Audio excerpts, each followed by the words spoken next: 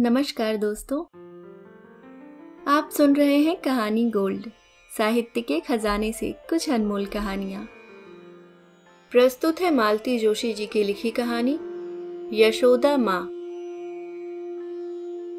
कमरे में लेटकर पुस्तक पढ़ रही थी कि बहुरानी ने आकर कहा, मम्मी, मेरी एक फ्रेंड आपसे मिलना चाहती है। सुनकर खुशी हुई और आश्चर्य भी, क्योंकि यहाँ आए महीना हो चला था। अब तक बहुरानी की अनगिनत सहेलियों में से किसी ने बात करना तो दूर, मुझसे नमस्ते तक नहीं की थी। शायद महानगर का यही चलन होगा। मैंने पुस्तक नीचे रखी, बालों पर हाथ फेरा, साड़ी की सलवटें ठीक की और हॉल में आ गई। परिचय की औपचारिकता के बाद सहेली तुरंत मुद्दे पर आ गई। बोली, आंटी जी, भाभी जी बता रही थी कि आप कॉलेज में हिंदी की लेक्चरार थी। मन हुआ उसे बता दूं कि मैं प्रोफेसर थी और पिछले 10 सालों से विभागाध्यक्ष भी, पर अपने मुंह से यह सब कहना अच्छा नहीं लगा, इसलिए सिर्फ इतना ही कहा, हाँ, हिंदी पढ़ाती थी। तो मेरी बिटिया को थोड़ा गाइड कर देंगी? क्यों नहीं, किस ईयर में है? जी, 8th स्टैंडर्ड में। सुनकर धक्का सा लगा। 30 साल तक कॉलेज में पढ़ाने के बाद 8वीं कक्षा को पढ़ाने का प्रस्ताव बहुत गौरवपूर्ण नहीं था। मैं सोच में पड़ गई। मुझे विचारमग्न देखकर सखी बोली, वो क्या है आंटी जी, बाकी सारे सब्जेक्ट्स तो मैं देख लेती हूँ, पर हिंदी में जरा प्रॉब्लम आती है। मेरी एजुकेशन इंग्लिश मीडियम से हुई है ना, इसलिए। उसकी मीडियम तो पता चल ही रही थी। मैंने भी सोचा कि चलो, बैठे से बेगार भली, कम से कम पढ़ा लिखा जंग तो नहीं खाएगा, इसलिए कहा कि भेज देना, देख लूंगी। दूसरे दिन शाम को स्वीटी जी पुस्तक लेकर उपस्थित हो गई। नमस्ते वमस्ते कुछ नहीं, सीधे पुस्तक खोलकर बैठ गई। ये पोयम प्रिपेयर करना है, मिस ने कहा है, कल टेस्ट लेंगी। मैंने देखा, सूर का पद था, संदेशो देवकी सो कहियो, हो तो धाय तुम्हारे सुत की, मैया करन ही रहियो। सूर हमेशा से मेरे प्रिय कवि रहे हैं और यह पद तो मेरी दृष्टि में वात्सल्य रस का सिरमौर है। इसे हाई स्कूल में भी पढ़ा है, रमा मिश्रा जैसी भावुक अध्यापिका से। कॉलेज में प्रोफेसर निरंजन से पढ़ने का सौभाग्य मिला है। दोनों की शैलियां अलग थीं, पर दोनों डूबकर पढ़ाते थे। मैंने अपने अध्यापन काल में दोनों शैलियों को समन्वय कर लिया था और मेरी छात्राएं अभिभूत रहती थीं। सामने बैठी इकलौती छात्रा को भी अभिभूत करने का संकल्प लेकर मैंने पढ़ाना शुरू किया। जब मैं यह पंक्ति पढ़ चुकी कि प्रातः उठत मेरे लाल लड़ैत, माखन रोटी भावे, मैंने सिर उठाकर देखा। सामने एक सपाट भावहीन चेहरा मुझे घूर रहा था। बेटे, समझ में तो आ रहा है ना? दादी जी, व्हाट इज गोकुल?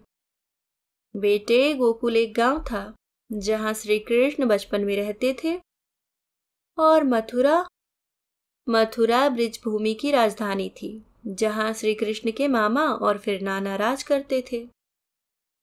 राजधानी मतलब कैपिटल ना। वहां तो कितनी चीजें मिलती होंगी, pizza, burger, patties, spring roll, चीज पकौड़ा, पेस्ट्री, केक। वहां माखन रोटी जैसी रॉटन चीज क्यों कोई खाएगा? गोकुल तो विलेज था, वहां कुछ और मिलता ही नहीं होगा। But Mathura was a city ना। मैं अवाक हो उसका मुंह देखने लगी। It was very stupid of Krishna's mother to think that he will still like the rotten things when he had so much choice before him. Stupid. Krishna's mother stupid. मैं तो भीतर तक सिहर उठी। मैंने मन ही मन मैया को प्रणाम किया और ईसा मसीह के अंदाज में कहा, माता, इस अबोध कन्या को क्षमा कर देना, वह नहीं जानती कि वह क्या कह रही है। बाद में उसकी माँ से कहा, तुम्हारी बेटी बहुत इंटेलिजेंट है, उसका आईक्यू बहुत जबरदस्त है, हर सब्जेक्ट में टॉप करती है आंटी जी, बस हिंदी जरा टफ जाती है। इसलिए कह रही हूं उसे हिंदी से और हिंदी को उससे बचाए रखना। और यह गुरु शिष्य संवाद पहले दिन ही दम तोड़ गया। उस रात बिस्तर में लेटे लेटे मैं स्वीटी की बातों पर ही गौर कर रही थी। स्टूपिड कहना जरा ज्यादा ही हो गया था, पर वैसे देखा जाए तो उसका तर्क एकदम ठीक था। यशोदा मैया को खुद सोचना चाहिए था कि अब उनका कान्हा ग्वाले का बेटा नहीं रहा। वह अब राजकुमार है, मथुरा के राजमहल में रहता है। वहां 3600 व्यंजन उसके सामने रोज परोसे जाते होंगे। उसके सामने माखन रोटी की क्या बिसात। पर यशोदा के लिए तो उनका लाला वही छोटा सा बबुआ है जो आंगन में ठुमकता चलता है, माखन के लिए मचलता है। वह कभी बड़ा होता ही नहीं है। मुझे लगता है हर औरत के मन में एक यशोदा माँ बैठी होती है जो सोचती है उसका लाला कभी बड़ा होगा ही नहीं, हमेशा उसके आंचल से झूलता रहेगा। बहुत पुरानी एक बात याद आ रही है। एक बार सागर किसी सेमिनार के सिलसिले में जाना हुआ। विश्वविद्यालय की ओर से रहने खाने का अच्छा प्रबंध था, पर मैंने अपने एक चचेरे भाई के यहाँ रहना ही पसंद किया। थोड़ी असुविधा तो थी, पर उसकी तुलना में आत्मीयता बहुत ज्यादा थी। जिस दिन मैं लौटने वाली थी उससे एक दिन पहले भाभी ने बड़े संकोच के साथ पूछा, जिज्जी हमारा एक काम करेंगी? यह भी कोई पूछने की बात है भाभी? हम आपके साथ कुछ बांध दें तो लल्ला को पहुंचा देंगी? क्यों नहीं भाभी, हम खुद जाकर दे आएंगे। पर हम आपके लल्ला से बहुत नाराज हैं। जब नया नया एडमिशन हुआ था तो हर हफ्ते आ जाया करता था। अब तो 2 साल से उसने शक्ल ही नहीं दिखाई है। आप तो जानती हो इंजीनियरिंग की पढ़ाई है, टेम नहीं मिला होगा। उन्होंने बेटे की सफाई दी। बस 8 बजे की थी, पर मेरी नींद 5 बजे ही उचट गई। चुपचाप उठकर मैं सामान समेटने लगी, पर भाभी ने पता नहीं कैसे आहट पाली, चाय लेकर हाजिर हो गई। मुझे इतनी शर्म आई। मेरी खटर पटर ने आपको भी जगा दिया ना? जागने को तुम्हारी भाभी सोई कहाँ है, रात भर बैठकर बेटे के लिए पकवान बनाती रही है, भैया ने बताया। अरे इतना सारा क्या बना लिया? यूं ही थोड़े से लड्डू वड्डू, वे संकोच से बोली। जाते समय देखा मेरी सामान के साथ एक छोटी सी कनस्त्री रखी हुई है। भाभी ये इतने लड्डू भेज रही हैं आप? क्या सारे हॉस्टल में बंटवाएंगी? लड्डू तो नेक से हैं, बाकी तो पपरियां हैं। पपरियां? मैदे की पापड़ी। हमारे यहाँ नवरात्रि में बनती है, लल्ला को बहुत पसंद है। हर साल तो नवरात्रि में आ जाते थे, इस साल पढ़ाई के मारे आ नहीं पाए थे। एक छोटा टिफिन मेरे लिए भी था, मैंने घर जाकर देखा था। देसी घी के खूब मेवा पड़े बेसन के लड्डू और मैदे की सफेद झक बारीक पापड़ी।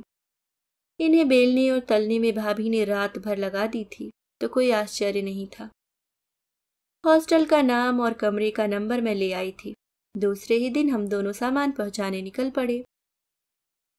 मैंने ब्रिजवासी से नमकीन और मीठे के डिब्बे भी रास्ते में बंधवा लिए थे। आखिर को बुआ थी मैं, खाली हाथ जाना क्या अच्छा लगता। लल्ला जी बरमुडा और रंगीन बनियान पहने बड़ी स्टाइल से धुआं उड़ा रहे थे। हमें देखते ही सकपका गए। हम लोगों ने उनकी सकपकाहट को नजरअंदाज करते हुए कुशल छेम पूछी और धीरे से डिब्बा आगे रख दिया। एक काम के सिलसिले में सागर गई थी, तुम्हारे घर पर ही रुकी थी। तुम्हारी माँ ने तुम्हारे लिए मिठाई भेजी है, मैंने संक्षेप में बता दिया।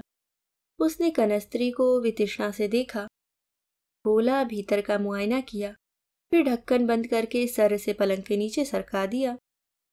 ये मम्मी भी न जाने क्या क्या अल्लम गल्लम भेजती रहती हैं। उसके स्वर में खींच थी। मेरा मन हुआ कि कहूं, तुम्हारी माँ ये पापड़ बनाने के लिए रात भर जागी है और इन लड्डुओं में तुम्हारे भाई बहनों के हिस्से का भी घी पड़ा है। प्लीज इसका अनादर मत करना, खा जरूर लेना। पर मैं यह कह नहीं पाई। जो लड़का माँ को माँ कहने में शर्मा रहा, उससे यह सब नहीं कहा जा सकता। फिर हमने ब्रिजवासी वाले पैकेट उसे थमाए तो उसने हुलस कर ले लिए। दिस इज बेटर, मम्मी से कहिए आगे से यही सब भेजा करे, बेकार झंझट करने की जरूरत नहीं है।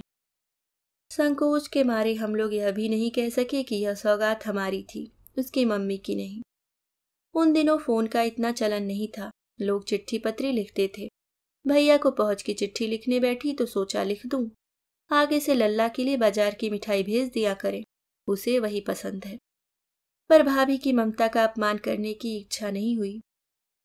उनका भ्रम बनाए रखते हुए मैंने लिखा, आज शाम हम आपकी सौगात लेकर प्रमोद के हॉस्टल गए थे। अपनी पसंद की चीजें पाकर वह बहुत खुश हुआ।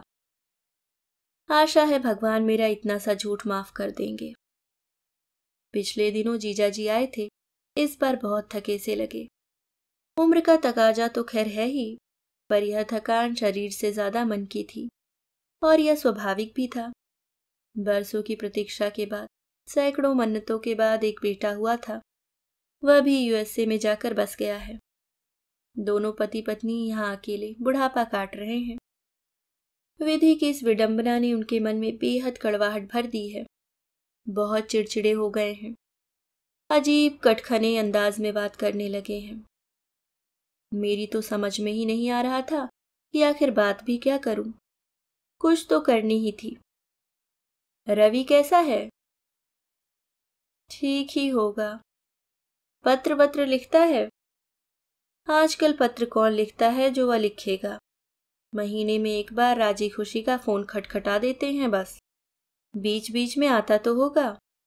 हाँ आता है, ससुराल में कोई शादी निकलती है तो आता है। अब हमारे यहाँ तो कुछ होने को नहीं है। हम दोनों में से कोई मरेगा तो भले ही आ जाए, या ना भी आए क्या पता। लौटने का कोई इरादा नहीं है? वहां जाकर कभी कोई लौटा है? पहले यह बात परलोक जाने वालों के लिए कही जाती थी, अब अमेरिका जाने वालों पर भी लागू हो रही है। मुझे लग रहा था जैसे मैंने बर्र के छत्ते में हाथ दे दिया हो। एक भी बात सीधी नहीं पड़ रही थी।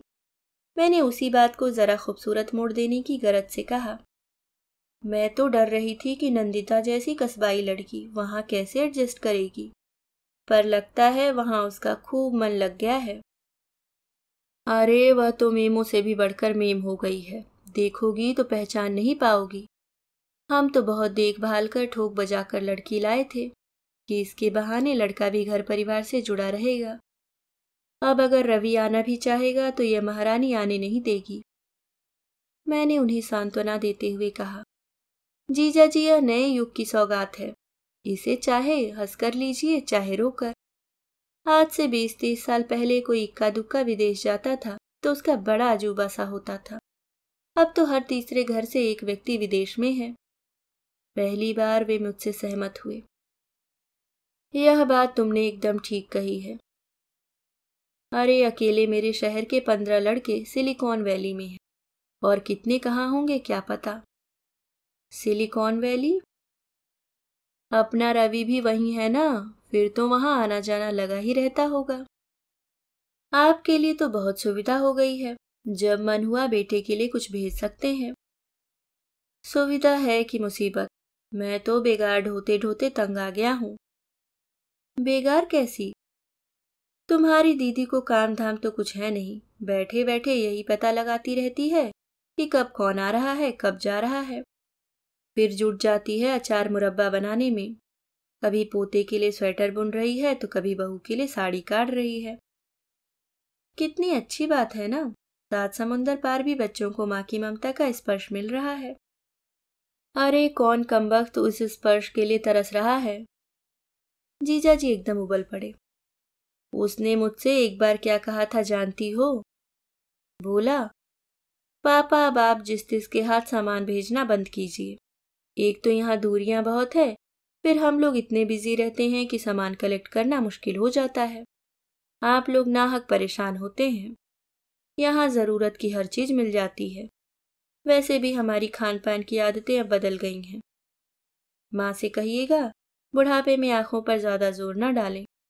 ये जो बच्चों के लिए स्वेटर्स भेजती हैं, यहाँ की ठंड में एकदम बेमानी है। और नंदिता तो आजकल साड़ी पहनती ही नहीं। अरे वाह, यह लड़का तो बड़ा नाशुक्रा निकला। आप दीदी से मना कर दीजिए, जब सामने वाले को कद्र ही नहीं है तो क्यों आंखें फोड़ती हैं? जानती हो, मैं जिस दिन तुम्हारी दीदी को मना कर दूंगा वह मर जाएगी। वह बेवकूफ औरत इसलिए जिंदा है कि पोते पोतियों के पोतड़े सीती रहे, बहू की रसोई के लिए मसाले कूटती रहे, बेटे के लिए मटरी और खुरमे बनाती रहे। मैं आजकल क्या करता हूँ पता है? जब सामान देने जाता हूँ तो उन बच्चों से कह देता हूँ कि अगर तुम्हारा सामान ओवरवेट होने लगे तो सबसे पहले यह पार्सल उठाकर फेंक देना, हमें बताने की भी जरूरत नहीं है। और वहां अगर कोई 15 दिन तक सामान लेने न पहुंचे तो सब खा पी कर खत्म कर देना, जरा भी संकोच मत करना। और क्या कर सकता हूँ बताओ? सुनकर मन कैसा तो हो आया। दीदी के लिए बुरा लगा, थोड़ी खीज भी हुई। क्या दीदी जानती नहीं कि उनका बेटा दुनिया के सबसे संपन्न देश में बैठा है? वह उनकी बनाई घरेलू चीजों का मोहताज नहीं है। फिर लगा कि दीदी भी इस बात को जरूर जानती होंगी। यह सारा जतन वे बेटे के लिए नहीं, अपने लिए कर रही हैं। उनके लिए जीने का बहाना है यह। जीजा जी ठीक कहते हैं, जिस दिन यह बहाना नहीं रहेगा वह मर जाएंगी। दोस्तों, ये थी कहानी यशोदा माँ।